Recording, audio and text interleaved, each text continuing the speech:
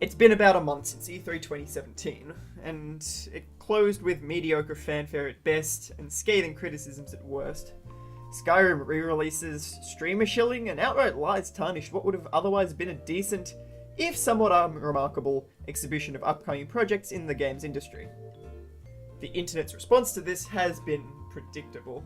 Calls to blacklist companies, rage threads, shared tales of crushing disappointment after unreasonable expectations when unmet.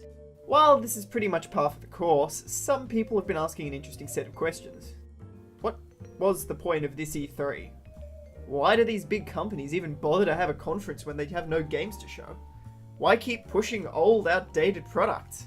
How can they keep justifying this misdirected parade of decadence? I personally think that the answer, as you could probably guess by the title of this video, is marketing.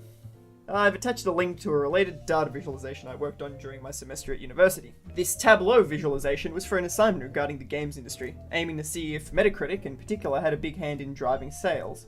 After a long and boring process I won't go into here, I came to the conclusion that no, there is no strong link between the two. At this point of the assignment, a new question started forming in my mind. More procrastinating and study later, I think I found a decent way to visualize the link. Or what I think best shows the link.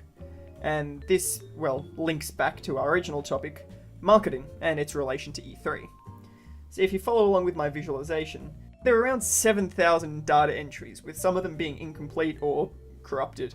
So I had to trim that down, and still there were tons and tons of data points, so I decided to refine that further down. Focusing on the top 10 developers, as in the 10 developers with the highest average sales, and even then only on the games that those developers had sold over 10 million copies of. I assume that these are the outliers that everyone in the industry wants to emulate. That gave me these, all coloured from white to a darker orange, describing 58% to 97% of approval in Metacritic. If there was a link, then there should be no white, but instead WePlay and Kinect Adventures stick out like a sore thumb. And both of these are pack-in games, WePlay bundled with the Wii itself and Kinect Adventures being bundled with the Kinect. Seeing this similarity, I kind of decided to try to put all of these games into groups, and ended up with two main groups. One was pack-in games, games that were either packaged with consoles, or released at a time where retailers would package it with consoles. Wikipedia has an article on attach rate that explains it a lot better than I could. Also known as killer apps or system sellers, these titles benefit not only from their own marketing budgets, i.e. the marketing that went behind Wii Sports, or Wii Play, or Wii Sports Resort, or Wii Fit Plus, or Wii Fit, but also the marketing of the consoles, i.e. the Wii itself. The second pile of titles are sequels, games with existing fan bases to sell to. These arguably count as drawing in from the marketing of the previous games, i.e. the established fan base.